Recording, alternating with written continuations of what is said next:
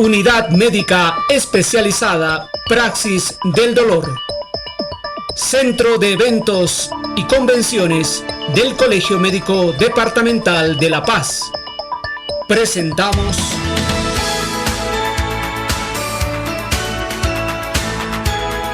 Doctor TV.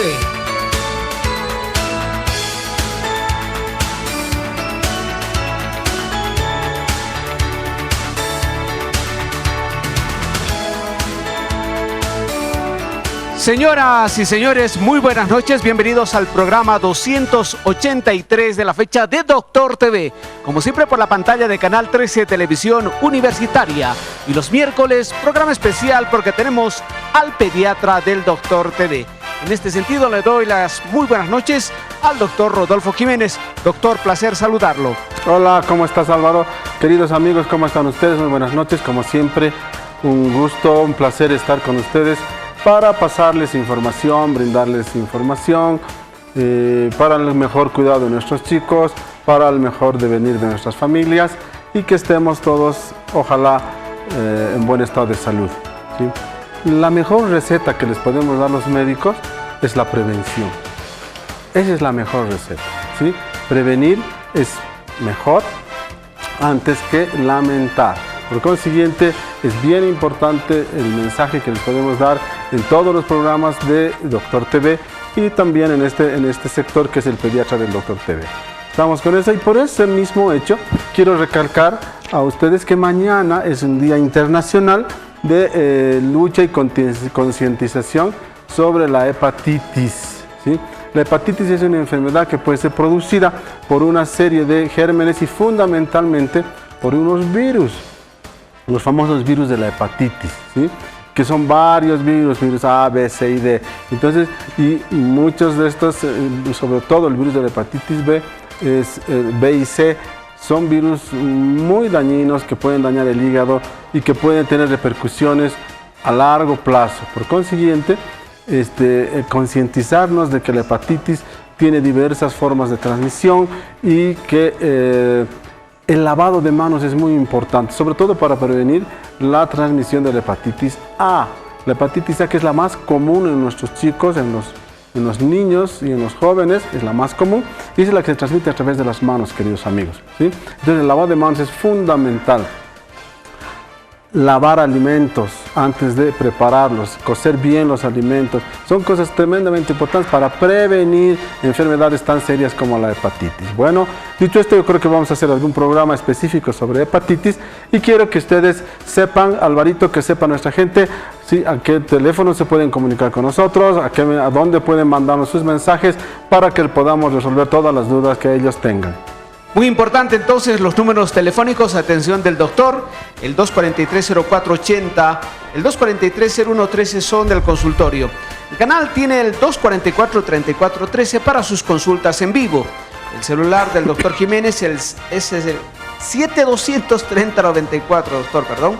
Y para los SMS, que lo hagamos en vivo, el 6115-1111. Ese es el número más fácil para poder ese es el más fácil. Enunciar, ¿verdad? Exactamente, el 611-511-11. Bueno, amigos, vamos a entrar a revisar el tema del día.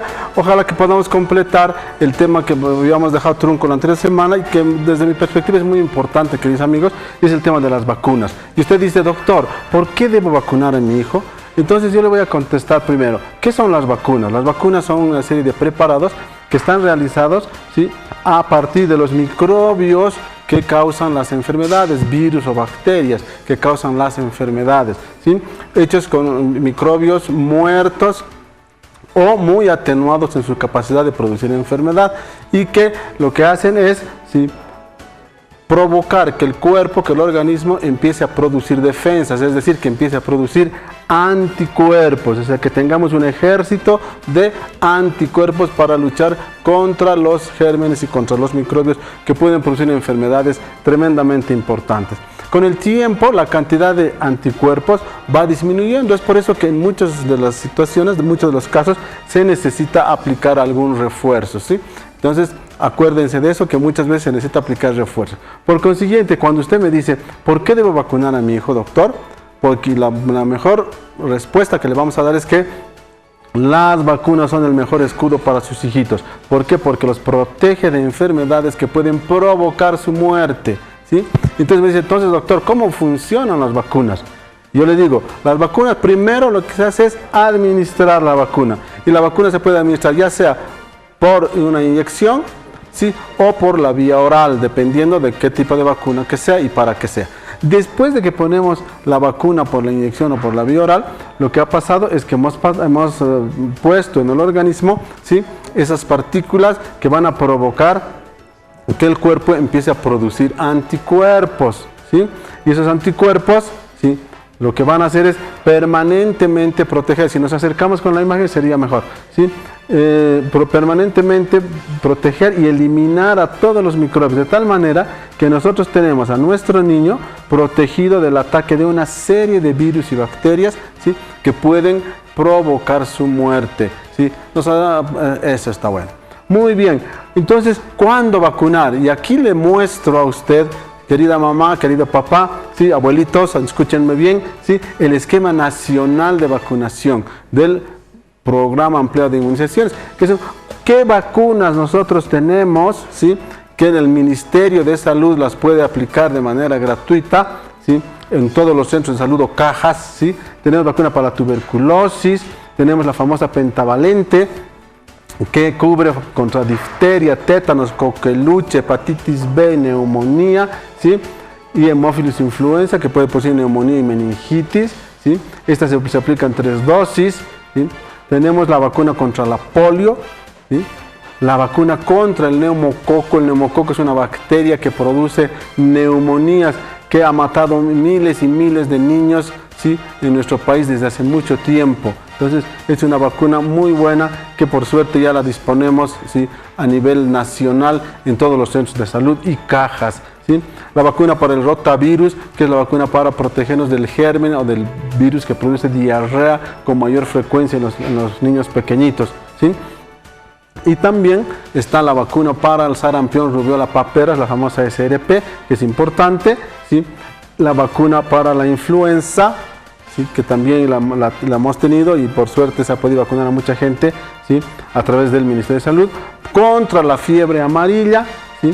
Y algunas vacunas para los adultos, sobre todo para difteria, tétanos, ¿sí? Y para hemófilos, para influenza, contra los adultos, para las personas más mayorcitas. Entonces, todas estas vacunas que les he mencionado son vacunas que el Ministerio ha de proveer. Existen otras vacunas que el Ministerio no da de forma gratuita, pero que en algunos centros privados o clínicas, etcétera, podrán conseguir. Ejemplo, vacuna contra la hepatitis A, o vacuna contra la fiebre tifoidea, por ejemplo, o la famosa Gardasil, que es la vacuna para el papiloma humano.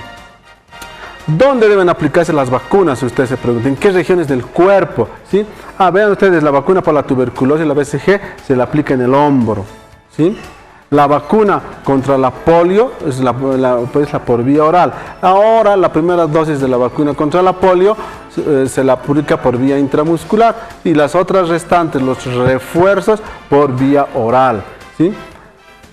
La famosa pentavalente que hemos comentado en este momento también se aplica por vía intramuscular en el muslito. Ya no se aplica más en otros lugares, sino la indicación es aplicar en la parte delantera del muslito, ¿sí? De la guauita. En el hombro se puede aplicar la vacuna SRP al año de edad, ¿sí? Contra sarampión, rubiola y paperas. Vean ustedes en el hombrito, es también otra pinchadita, ¿sí? Usted me pregunta, muy bien doctor, qué lindo que me está hablando esto, pero las vacunas son seguras, porque hay mucho comentario que las vacunas, etcétera, etcétera, usted me dice. Yo le digo, señora, ¿sí? En general las vacunas son seguras. No le voy a decir en ningún momento que con la vacuna no le va a pasar nada, no pasa nada. Muy rara vez se producen reacciones importantes, serias, ¿sí?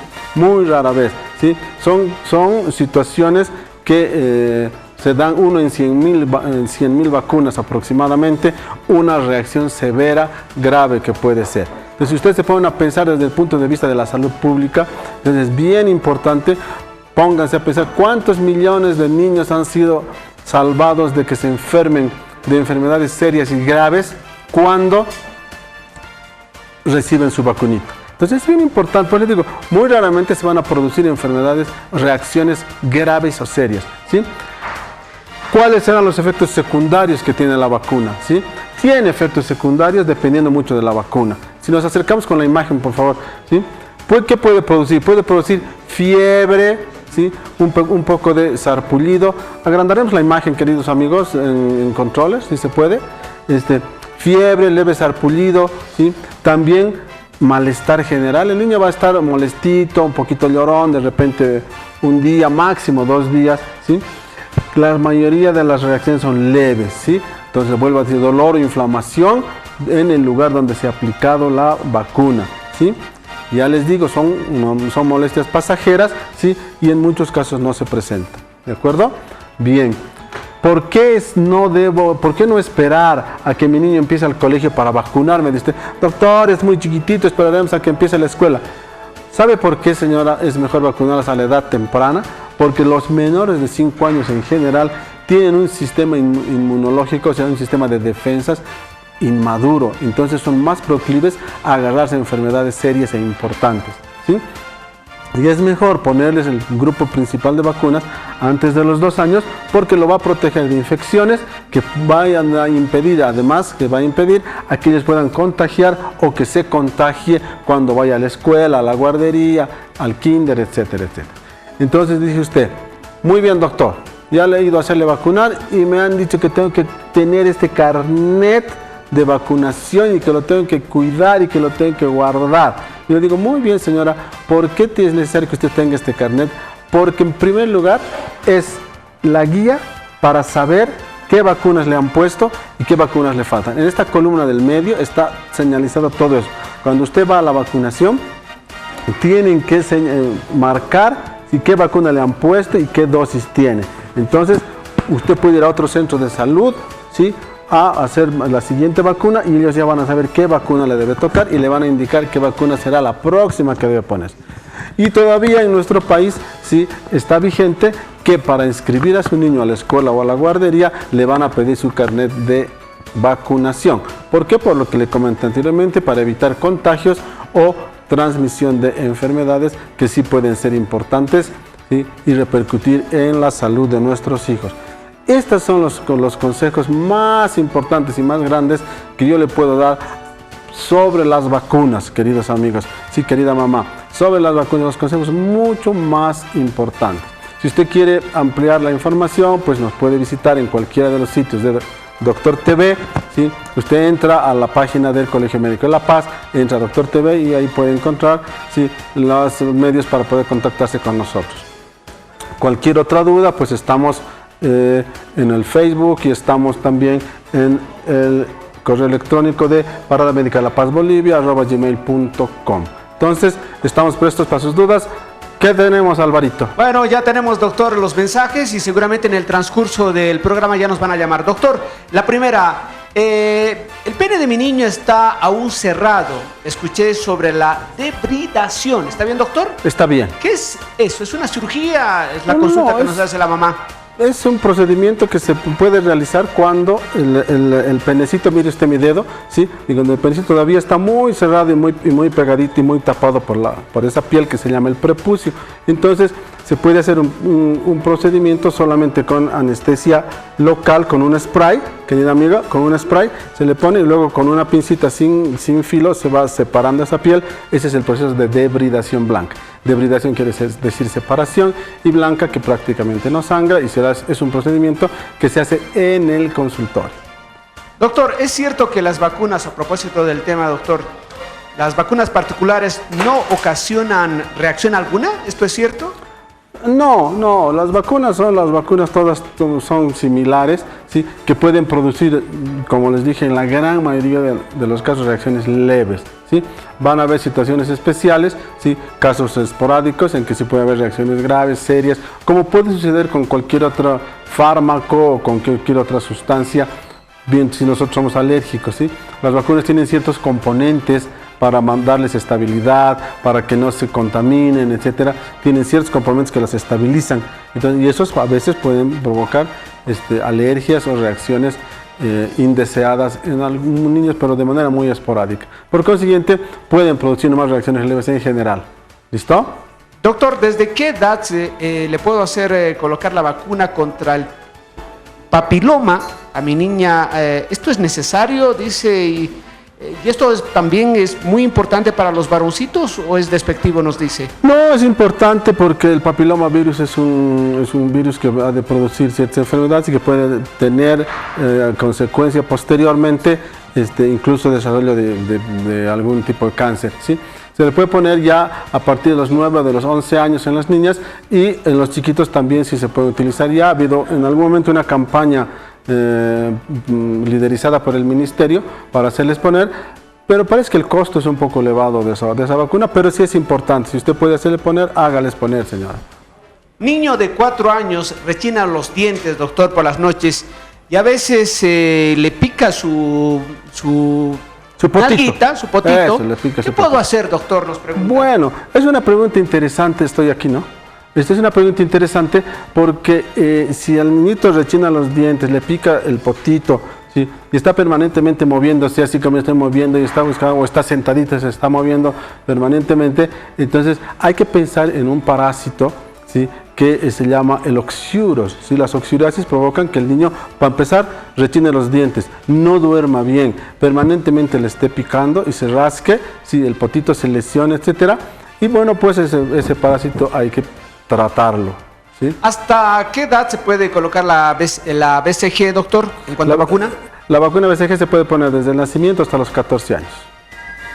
Bueno, mi niño tiene 9 años y mide 1,25. ¿Está bien de talla, doctor? Nos dice, no nos da el dato sobre el peso. A ver, doctor. vamos a ver, aquí tengo una tabla que ya es mucho más grande. 9 años y mide 1,25, pero no tenemos Así es, la doctor. talla, ¿no?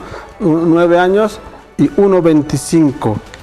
Bueno, lamentablemente no estamos, no tenemos el peso.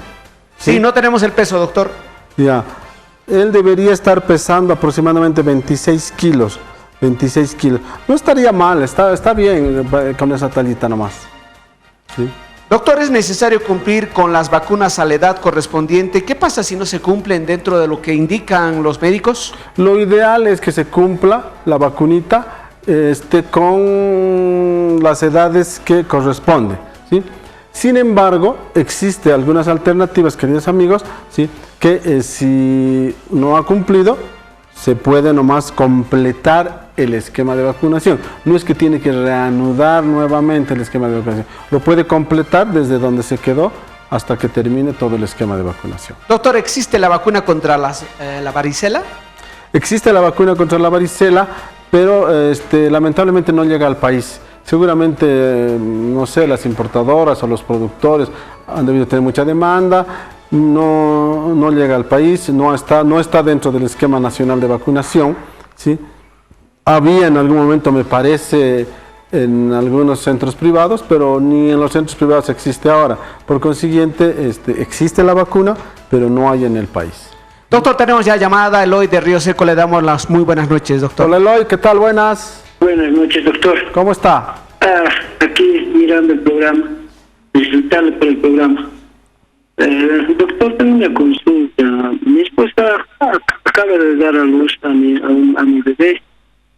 Mi bebé nació con un poquito bajo de peso. Y la esposa, mi esposa no tiene leche. No sé qué puedo darle mientras tanto a mi bebé. ¿Qué edad tiene la babita ahorita? Apenas tiene 2 días. Ya, papito. nacido. Ya, qué bonita pregunta. Mire, voy a intentar orientarle lo mejor posible, ¿sí? Acuérdese usted, y si su esposa está viendo el programa, que también se acuerde que los primeros días, por lo menos hasta el 4º, 5º y a veces hasta el 6º día de vida, ¿sí? No hay una producción de leche importante. Apenas es un líquido amarillito, ¿sí? Medio ralo, ¿sí? Escasa cantidad, que se llama calostro, ¿sí? Y entonces eso es como un caldo concentrado, si usted quiere, ¿sí? Es como un caldo concentrado potente, poderoso, que al niñito le va a dar lo que necesita para subsistir estos primeros 4 o 5 días. Lo que tiene que hacer la señora es poner al niño al pecho, ¿sí? cada 2 o cada 3 horas para que vaya sacando ese calostro, ese poquitito, porque ese es el estímulo para tener leche. Y va a ver usted, y va a ver su esposa que entre el cuarto o quinto día de vida, el cuarto o quinto día post nacimiento, ya empieza a ver lo que se llama la bajada de la leche y ya va a empezar a tener leche. Qué buena la pregunta, porque te comento, Álvaro, y les comento, amigos, que el próximo mes, agosto, es el mes de la lactancia materna, ¿sí? Es el mes de la promoción de la lactancia materna, ¿sí? Donde en el programa, en este sector, el pediatra de los RTV, vamos a tener prácticamente todo el mes dedicado a revisar lactancia materna y consejería en lactancia materna. He comprometido ya la asistencia de la jefa nacional del programa de lactancia materna del ministerio, que espero que nos visite y que esté con nosotros para hablarnos sobre la ley, para hablarnos sobre los bancos de leche, para que nos hable un poquitito sobre qué es un hospital amigo, qué es un centro amigo de la madre y del niño, en todo eso, lo que es lactancia materna. Y todo agosto, amigos, estaremos revisando cosas que son para ustedes importantes en relación a la lactancia materna. Bueno, doctor, después le voy a hacer una consulta. ¿Hasta qué edad? Bueno, ya le hago la consulta. ¿Hasta qué edad? Bueno, debe darle a la mamá el pecho. Pero Carlos está de Sopocachi y ya está en la línea. Carlos, ¿qué tal? Buenas. Hola. Carlos. Creo que Carlos ha Hola, buenas noches. Hola, buenas. ¿Cómo está? Bienvenido. Buenas noches. Dígame. Hola. Quería preguntar, doctor, porque hace 7 meses estoy sufriendo con una enfermedad hemorroides. ¿Cómo voy a asegurar, doctor? No lo he entendido muy bien. Repítame, por favor. Yo sí quería saber, doctor. No sé si han escuchado en el control central, pero yo no podía escuchar. Sí. Bueno, doctor, no pudimos Bueno, si entender. es que nos pueden reproducir la pregunta, pues ideal. Con todo gusto le voy a contestar, pero no he podido entenderle. Doctor, mi niño tiene 7 días y noto que le está pelando la piel. ¿Esto es normal, doctor? Sí, en muchos chiquitos recién nacidos, lo que pasa es que la piel se pela un poco, ¿sí? Es como si se descamara. No se asuste, no pasa nada, no va a haber ningún problema, no va a tener ninguna reacción ni cosa por el estilo. Así que quédese tranquila, señora, porque eso es no completamente normal. Doctor, le había hecho una pregunta yo anterior. ¿Hasta qué edad es conveniente darle el pecho al bebé? Esa pregunta es bien buena porque el Ministerio y el Programa Nacional de Lactancia Materna, ¿sí? Señala que por lo menos hasta los 2 años de edad se le puede dar el pecho, ¿sí? Y yo quiero agregar a esto una cosa más. Hasta los 6 meses de edad una lactancia exclusiva es lo ideal, ¿sí? Que continuemos con el pecho hasta el año de edad, ¿sí? Es también muy importante. Pero a partir de los 6 meses tenemos que empezar con lo que se llama la alimentación complementaria. Es decir, hay que complementar todo lo beneficioso que tiene la leche. A partir del año de edad se da la vuelta a la tortilla, es decir, ¿sí? Ya la lactancia, el pecho, ha de complementar la alimentación. Por consiguiente, miren cómo va girando la importancia que tiene, pero hasta los 2 años le puede dar nomás. ¿Hay llamada, me parece? Ah, sí, Francisco de Villa San Antonio, doctor. Hola, Francisco, buenas. Doctor, buenas noches. ¿Cómo está? Doctor, una consulta. Tengo una hija de 9 años que constantemente se enferma con salmonelosis. ¿Ya? Tengo mucho cuidado con ella, pero está con tratamiento, todo. Quería preguntarle, doctor, si existe alguna vacuna. Bueno, hay una vacuna para la fiebre tifoidea. Sí existe una vacuna para la fiebre tifoidea, que no está en el Programa Nacional de Vacunación. Pero, ¿qué es lo importante? ¿Sí? Nosotros tenemos un ambiente en el que tenemos muchos microbios. ¿Cuál es la mejor manera que su niña no esté permanentemente teniendo infecciones intestinales? Yo no sé si serán todas salmonela. A mí me parece que son más infecciones intestinales. Primero, lavado de manos. Segundo, no comer en la calle, menos ensaladas, ¿sí? Es lo más importante. Con esas 3 cositas, yo le puedo asegurar que su hija ha de bajar increíblemente la cantidad de infecciones intestinales que pueda tener. Lavarse las manos, preparar los alimentos en la casa, previo lavado de manos, desinfectar todo lo que son verduras, hortalizas, previamente a su preparación, y agua hervida, papito, agua hervida. No sé si tenemos algo más, Miriam de Alvarito. Pampajas y doctor, la última llamada del programa. Hola, buenas, bienvenida.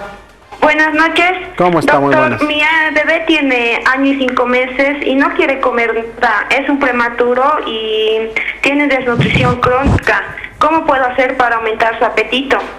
1 año y 5 meses. Mire, mamacita, lo que usted tiene que hacer en primer lugar es establecer un horario de alimentación de su niño, pues, ¿sí? Ese chiquito ya al año y 5 meses tiene que tomar desayuno, ¿sí? Ahí usted le tiene que dar su leche más cereal, ahí póngale usted avena, maicena, sémola, quinoa, etcétera, ¿sí? O algún otro cereal que pueda comprarlo, pero es bien importante que ese horario empiece. Entre las 9:30 y las 10 de la mañana tiene que ofrecer el recreo, jugo de frutas o yogurt. Al mediodía el almuerzo, fundamentalmente segundo más que caldos. Aquí estamos acostumbrados a tomar más caldos que segundos, mamita. Entre las 4 de la tarde a 4:30, ofrézcale el té, leche con un poquito de, no sé, una galletita, un pedazo de pan, o que si tiene mermelada, quesito, lo que tenga en la casa. Y entre las 7:30 de la noche hasta las 8, la cena, ahí dele una sopa, mamita, ¿sí? No salga de esos horarios, que no picotee entre esos horarios, ¿sí? Anule todas las basuritas que los chicos están picoteando. Si él pide algo en esos horarios, ofrézcale un poco de agüita, señora, porque eso es lo más importante. Los chicos empiezan a picotear basuritas, chisitos, pipocas, palitos, doritos, etcétera, y ya no comen a la hora que tienen que comer. Intente establecer eso y después va a ver cómo el niño empieza a comer y ya no va a tener necesidad de darle jarabes ni cosas por el estilo, que tampoco le van a ayudar demasiado. Muy bien, se ha acabado nuestro tiempo, estamos como de costumbre felices de haber estado con ustedes. Un abrazo para todos y no se olviden, mes de agosto, mes de la lactancia materna, y estaremos trabajando. Nos vamos a un corte y luego se viene el segundo sector con nuestra querida doctora Ruiz.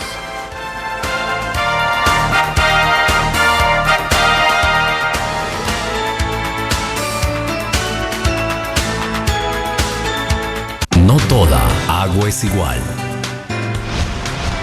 Ion Life, agua alcalina e ionizada, que hidrata 6 veces más que cualquier otra y le brinda el oxígeno que su cuerpo necesita.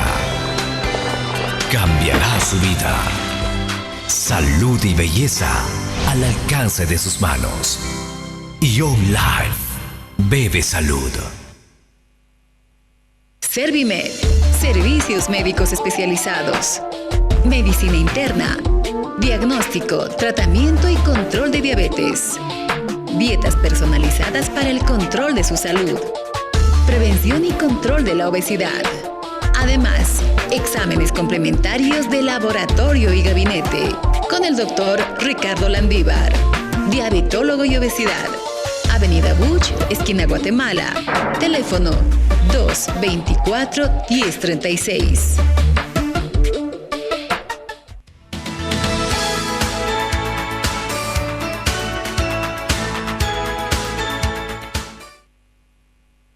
Del Colegio Médico Departamental de La Paz, presentamos el Consejo de Salud.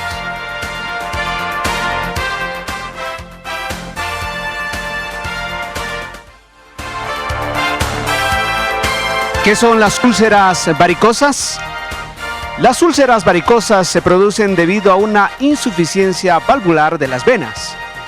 Una de las causas de la úlcera varicosa es el aumento de la presión de la sangre en las venas, ocasionando la ulceración. Si no se llega a corregir la hipertensión venosa, la úlcera se hace más grande y se puede sobreinfectar y tiende a cronificarse. Uno de los síntomas es la piel muy seca, el edema o la hinchazón, el enrojecimiento con escamas, la picazón en la zona y la formación de pus. Estas úlceras suelen ser redondeadas o unilaterales, son de tamaño variable.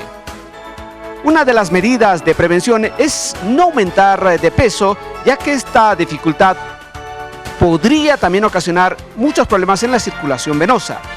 Se debe realizar ejercicios como natación o ciclismo, evitar la depilación con cera caliente, saunas y baños prolongados a temperaturas altas. Las úlceras varicosas son una de las grandes complicaciones de las varices, cuando estas no son tratadas a tiempo por un especialista. Gracias al auspicio del Centro de Eventos y Convenciones del Colegio Médico Departamental de La Paz, hemos presentado el Consejo de Salud. Retornamos ya al programa en la segunda parte. Doctora Rosario Ruiz, un placer saludarla. Buenas noches. Gracias, Calvita, y gracias por tu mensaje bastante importante el día de hoy. Un gusto estar con ustedes en esta noche, queridos amigos. Como siempre vamos a hablar de un tema importante de salud. Ya las anteriores semanas habíamos hablado de diabetes y dijimos que íbamos a continuar. Algo que nos han solicitado es hablar de nutrición y diabetes, que vamos a hablarlo la siguiente semana, pero hoy nuevamente tengo para hablar de diabetes como invitada a la doctora María Teresa Salinas Campana, médico endocrinólogo formado en la Universidad Mayor de San Andrés y en México. Bienvenido, doctora, buenas noches. Muchas gracias, Charito, muy amables. Hoy día vamos a hablar, doctora, de un tema sumamente importante, de la diabetes gestacional. La diabetes de la mujer embarazada. Muchos ni siquiera saben que esta diabetes existe y yo creo que es definitivamente importante conocerla porque lamentablemente las complicaciones a veces las arrastra el niño cuando nace, doctora. Quiero que nos aclare por qué se llama diabetes gestacional y a qué se debe esta diabetes. Exacto. Tenemos que hacer una diferencia. En la clasificación de la diabetes tenemos diabetes tipo 1 que requiere insulina, que necesita insulina en tratamiento, la diabetes tipo 2 que es la que está asociada al sobrepeso, la diabetes gestacional es una parte, un capítulo aparte de la diabetes. Debemos diferenciar diabetes y embarazo de diabetes gestacional. La diabetes y embarazo quiere decir una paciente diabética que se embaraza. Y la diabetes gestacional es la que se manifiesta durante el embarazo de una paciente que no se sabía diabética. Puede ser que haya alteraciones de la glucosa en sangre durante un embarazo que se normalizan después del parto y no pasa nada más. O puede ser que después del parto ya necesite esta persona tratamiento para diabetes. Algunas pacientes en su primer embarazo manifiestan que sus niveles de glucosa en sangre fueron altos, después del parto se normalizaron, nuevamente se repitió esto en el segundo embarazo. Ojo, pacientes con antecedentes familiares de diabetes que se embaracen, tenemos que hacer control seguido, es un embarazo de riesgo. Entonces, la diabetes gestacional es la alteración, la subida de la glucosa en sangre durante el embarazo, que en la actualidad dentro de los protocolos de control prenatal están los laboratorios de glucosa en sangre. Doctora, ¿por qué ciertas mujeres embarazadas desarrollan la diabetes gestacional y otras no? Llamativamente en el Hospital Materno Infantil, cuando hacemos la anamnesis o el examen de la paciente, pues identificamos que la gran mayoría no tiene antecedentes de diabetes o han tenido hijos antes y después de un segundo o tercer embarazo recién desarrollan. ¿Hay factores que predisponen a tener esta enfermedad? Como toda diabetes, el factor genético es bien importante. Familia con diabetes, las muchachas que se embarazan tienen que cuidarse, pueden desarrollar una diabetes gestacional. Sobrepeso como antecedente también nos hace parar la atención, puede desarrollarse una diabetes gestacional. Ahora se está manejando muchas razas. En los latinos hay mucha incidencia de diabetes. Entonces, embarazadas latinas en Europa, en Estados Unidos, tal vez por el cambio de alimentación, por el aumento de peso, tienden a desarrollar una diabetes gestacional.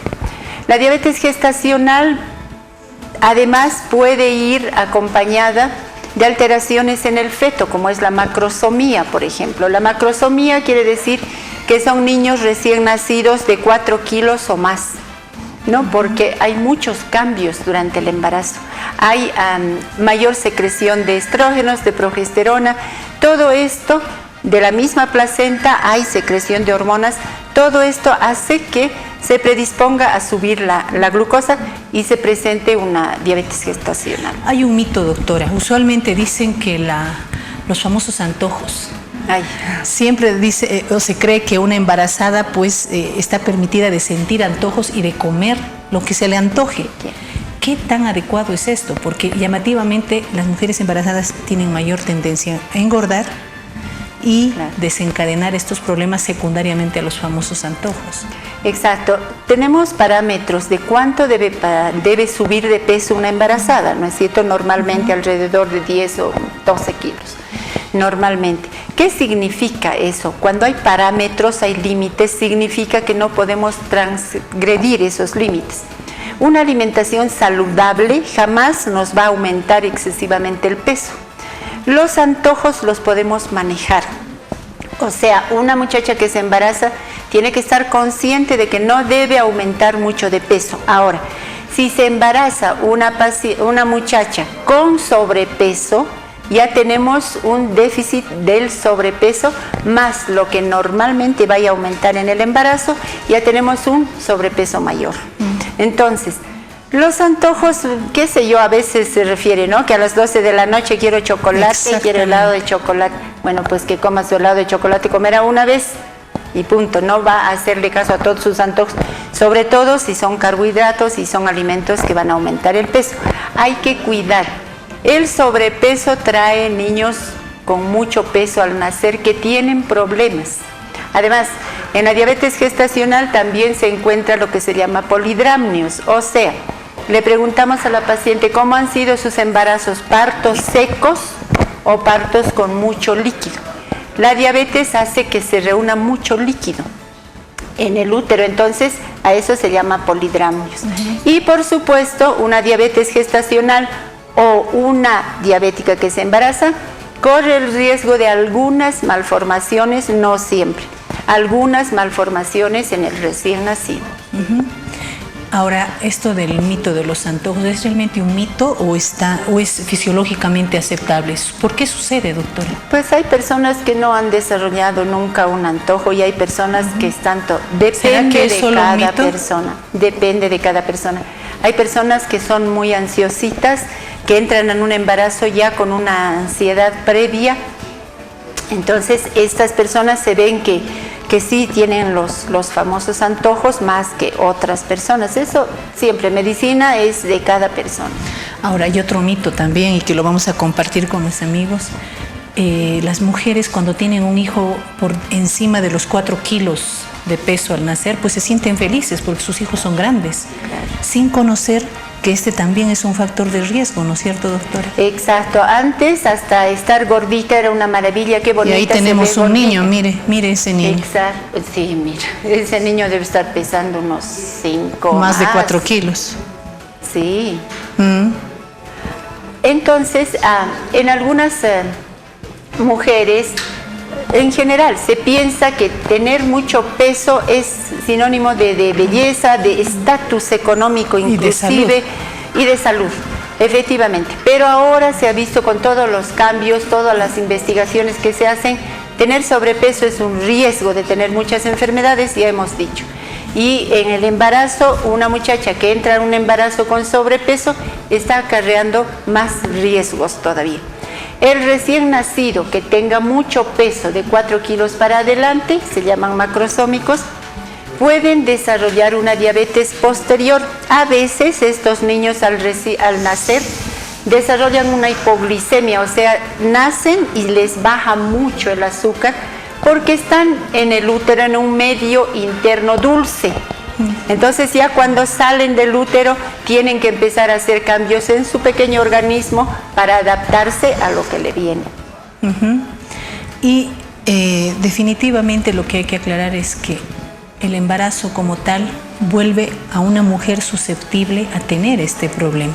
¿Cómo se hace seguimiento y diagnóstico de la diabetes en el embarazo? Claro, ahora dentro de los protocolos que se siguen para el control prenatal, por ejemplo, en los laboratorios está determinación de glucosa en sangre.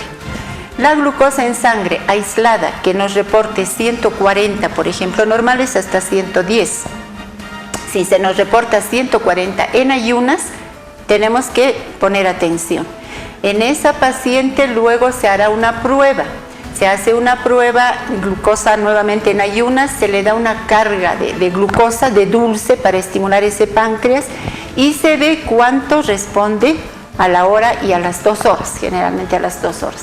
Entonces ya sabemos que esta pacientita no se está desarrollando una diabetes gestacional. ¿Cuál va a ser nuestra conducta? Primero, controlar su alimentación. Al controlar su alimentación, estamos controlando su glucosa en sangre y estamos cuidando esa diabetes gestacional. Doctora, cuando se hacen los controles de azúcar que nos ha dicho, se supone que es una mujer embarazada que debe acudir a su control prenatal en forma periódica. ¿A partir de qué mes es que uno tiene que hacer seguimiento de la glucemia que dice o del azúcar en sangre? En realidad se hace desde el primer momento que se va al control prenatal, pero a partir del primer trimestre que nos reporten una glucosa de 140 o más, agarramos a esa paciente, la aislamos y la empezamos a monitorizar, la empezamos a cuidar. Control de su peso es importantísimo para que no desarrolle una diabetes gestacional después. Ya. Pero ¿y qué sucede? Por ejemplo, lo adecuado es ir a un control prenatal adecuado con su médico donde se le hace un laboratorio y un seguimiento periódico del azúcar y de otros parámetros. ¿Qué sucede si esta persona acude tardíamente a su control? Porque usted me dice el azúcar muy alta puede desencadenar malformaciones en el niño, es decir, en el primer trimestre donde hay organogénesis. Ese niño puede tener algunos problemas genéticos. ¿Y qué sucede, doctora, si esta persona acude tardíamente a su control, después del quinto mes, digamos, de embarazo? Las malformaciones que se describen... Perdón, doctora, hay una llamada. Sí, Calvita. tenemos a la señora Nelly que quiere a propósito consultar, doctoras. Señora Nelly, buenas noches. ¿Cuál es su consulta? Señora Nelly. Hola. Sí, buenas noches. Buenas noches, doctorita. Una consulta. Está embarazada del sexto mes mi sobrina, y en el cual el doctor le dijo de que está un poquito el bebé sobrepeso. ¿Y qué es lo que ella debe hacer para poder mantener el peso del bebé en ese mes? No hemos oído bien tu consulta, ¿nos la puedes aclarar, por favor? Cuando el feto está sobrepeso en el estómago, ¿cómo debe cuidarse para que no vaya más engordado, diría, ¿no? Lo que pasa es que está preguntándonos del peso del bebé. Si exacto, pero es que definitivamente el que un bebé esté un poquito más grande de lo esperado, doctora, ya es un signo de que el azúcar puede estar alta en la mamá. Claro, que puede estar habiendo algún trastorno. El control del peso durante el embarazo lo va a determinar el control del peso en el feto, lo va a determinar el control del peso en la mamá. Si la mamá hace una alimentación saludable, el niño va a estar en el peso que le corresponde de acuerdo a la edad del embarazo. Si la mamá come puros dulces, antojos, repostería, comida chatarra, etcétera, entonces va a aumentar de peso ella y va a aumentar de peso el bebé. Ahí en la diapositiva anterior, si nos la repiten, tenemos lo que es, mire, un bebé normal y un bebé con peso alto. Con sobrepeso. Exacto. Así como hay sobrepeso en los bebés al nacer, puede haber desnutrición también, ¿no es cierto? La desnutrición in útero. Entonces, por eso es tan importante que una muchacha, una mujer embarazada, cuide mucho su alimentación, que haga todas las indicaciones, que cumpla con las indicaciones que le va a dar su médico, que le va a dar su nutricionista. Porque en casos de riesgo, no es una sola persona la que va a manejar a la paciente, sino un equipo. Todo embarazo de riesgo está manejado por un equipo. Sin embargo, yo creo que hay que aclarar que la madre no puede hacer dieta para su niño, ¿no es cierto? El hecho de que un niño dentro del vientre esté con un peso demasiado elevado siempre es un signo de que puede haber algún problema en la mamá.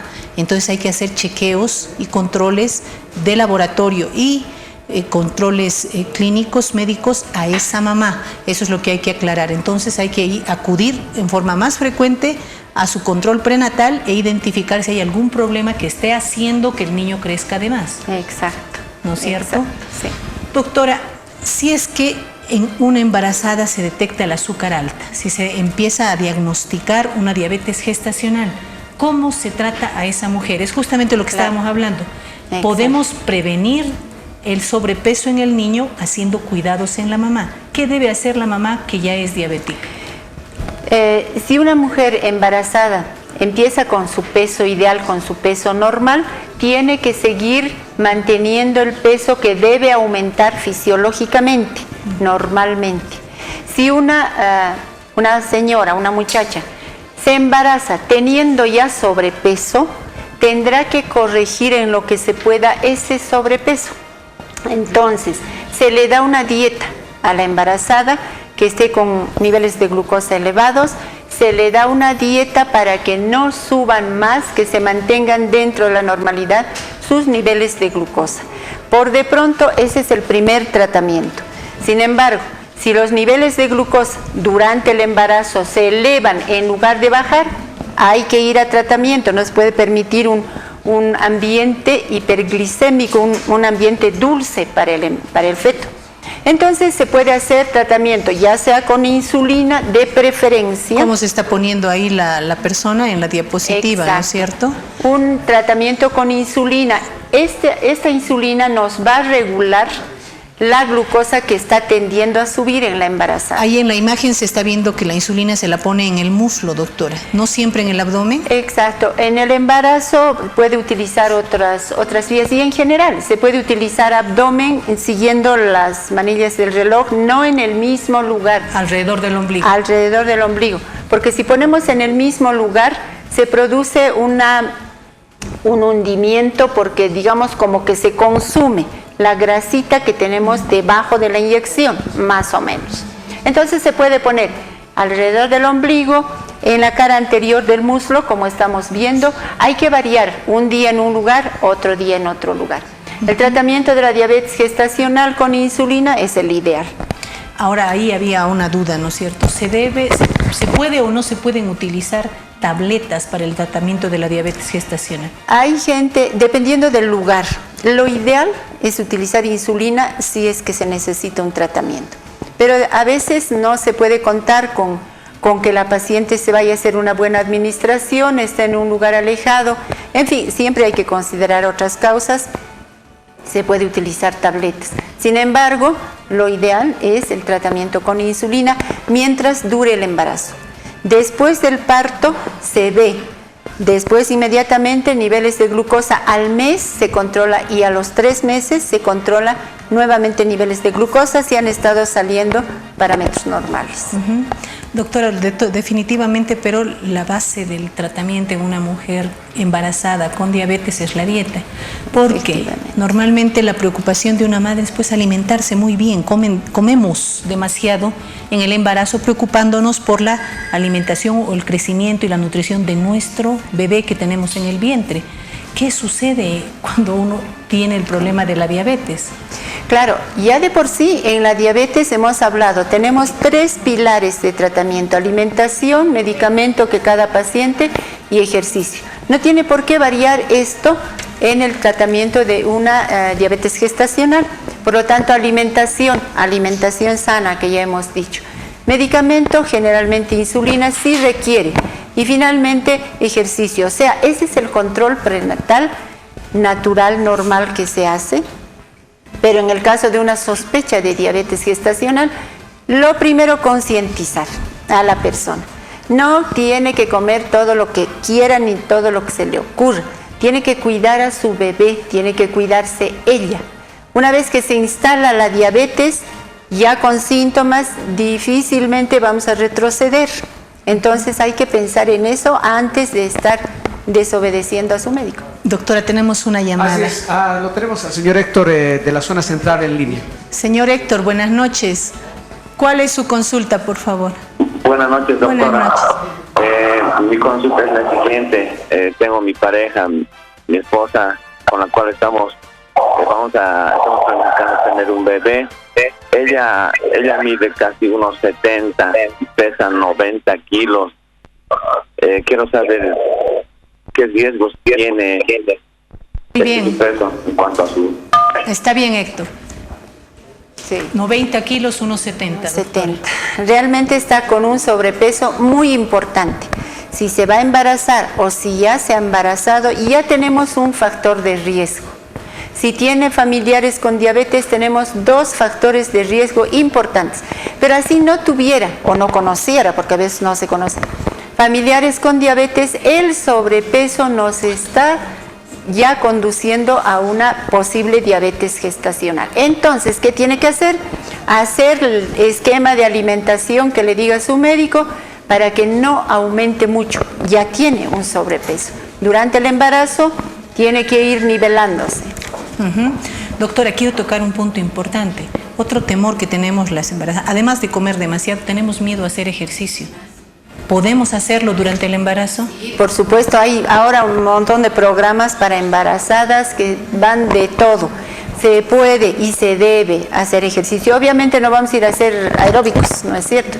Pero hay muchos programas de ejercicios, inclusive para facilitar el trabajo de parto. Entonces, sí se tiene que hacer ejercicio. No que flojera, que no me gusta. No, tienen que hacer ejercicio. Hay otra llamada, Calvita. Así es, la última, doctora Jaime de Pasanqueri. Señor Jaime, buenas noches. ¿Cuál es su consulta? ¿Cuál es su consulta? ¿Sabe qué? Mi esposa está embarazada y a los 7 meses más o menos le ha dado un cólico biliar. Quería saber en qué afecta al bebé eso o qué tratamiento tiene que seguir. Está muy bien. Bueno, vamos a hacerle una aclaración concreta. También por cambios hormonales durante el embarazo, doctora, una mujer embarazada es susceptible a hacer cálculos en la vesícula. Y si tiene los cálculos, por supuesto, es susceptible a hacer cólicos biliares. Lo bueno es que estos cólicos no afectan al bebé. Producen mucho dolor a la madre. Se puede, si es necesario, operar a esa mamá, incluso embarazada, y si no, se prefiere esperar hasta el final del embarazo, doctora, para poder solucionar el problema de la mamá. También es algo frecuente durante el embarazo. Exacto, y volviendo a alimentación, en este caso en particular, si ya le han detectado, le han diagnosticado cálculos en vesícula, que ya le ha producido un cólico, bueno, hay alimentos que se llaman colecistoquinéticos, que son las grasas y que le van a desencadenar un cólico cuando se tiene cálculos. Entonces, mayor razón para que haga una alimentación saludable hasta que termine el embarazo, y después del parto, bueno, si hay que operar, pues se operará. Claro que sí. Y doctora, una consulta más. Una vez que nace el bebé, ¿esta mujer continúa siendo diabética o naciendo el bebé se quita la diabetes? Hay diabetes gestacionales que después del parto normalizan todos sus parámetros. La mayoría hay son diabetes, así, ¿no? Sí, pero hay diabetes gestacionales que después del parto ya continúa una diabetes. Y la paciente queda diabética. Y ya tiene que hacer tratamiento. Lo mejor siempre es mantener los esquemas terapéuticos, dieta, ejercicio y tratamiento, incluso después de que nace el bebé. Ah, sí, claro que sí. La alimentación saludable debe estar permanente todo el tiempo y en todos los hogares. Doctora, muchísimas gracias. Nuevamente creo que ha sido bastante amplio y claro el tema. No sé si quiere añadir algo extra aparte de todo lo que hemos hablado respecto a este tema. Pues una recomendación que siempre hacemos, ¿no? Mantengan su peso ideal, por favor. Porque se ve ahora niños con sobrepeso. ¿Cómo es posible que los niños tengan sobrepeso? Si los niños no tienen dinero para comprarse lo que les engorda, ¿no es cierto? Entonces, las familias empiecen con la casa, tienen que mantener su peso ideal, hacer una alimentación saludable. ¿Cuál es la alimentación saludable? Así bien facilita. Un plato saludable es aquel que tiene todos los colores. ¿Qué cosas nos dan colores? Las verduras. Por lo tanto, tenemos que incluir verduras en nuestra alimentación. Muchas gracias, doctora. Y quiero, antes de despedirme, muchas gracias, doctora, nuevamente por acompañarnos. Vamos a seguir hablando todavía de diabetes. Nos falta hablar de nutrición, que nos lo han solicitado y lo vamos a hacer la siguiente semana. Quiero hablar de este curso, taller organizado por el Seguro Social Universitario sobre niños y adolescentes, conductas autoagresivas. Un tema sumamente importante que se ha empezado a desarrollar el día de hoy. Desde hoy 27, el jueves 28 de julio y el viernes 29 de julio, desde las horas 19. Todos los días, los 3 días, desde horas 19, todos los que deseen inscribirse, pues pueden acudir al Colegio Médico de La Paz, en la calle Vallivian, cerca de la Plaza Murillo. de 19 a 21:30, 27, 28 y 29 de julio. Temas sumamente importantes relacionados con las conductas autoagresivas de nuestros niños y adolescentes. Calvita, tenemos que hablar de nuestros patrocinadores. Bueno, doctorita, entonces la invitación para este taller, muy importante seminario de taller, conductas autoagresivas que dicta el Seguro Social Universitario. Doctora, nos despedimos agradeciendo a nuestros auspiciadores, HP Medical, que ha estado con nosotros. El teléfono 811-3232 está para poder atenderlos en cuanto a material para la salud. Y también Ion Life, que está con nosotros hidratándonos, porque tiene más de 6 veces el hidrato para que tengamos un cuerpo realmente sano y prevenir 70 enfermedades. Y también agradecer a Praxis del Dolor, la unidad médica especializada en manejo y tratamiento, para que nos pueda también usted acudir a la calle Litoral 1117. Y muy importante, doctorita, para terminar, una campaña también muy importante que se está realizando hasta el fin de semana, es la campaña de verrugas en el Hospital de Clínicas. Muy importante, tempranito, la gente puede acudir para que puedan tener este tratamiento en el servicio de dermatología. Eso es sumamente importante, Calvita. Los que quieran acudir para consultar por verrugas cutáneas, acudir a la unidad de dermatología del Hospital de Clínicas todas las mañanas hasta las 2 de la tarde. Gracias por acompañarnos el día de hoy. Ha sido un gusto estar con ustedes. Nos vemos el día viernes con la doctora Ardillita. Muy buenas noches.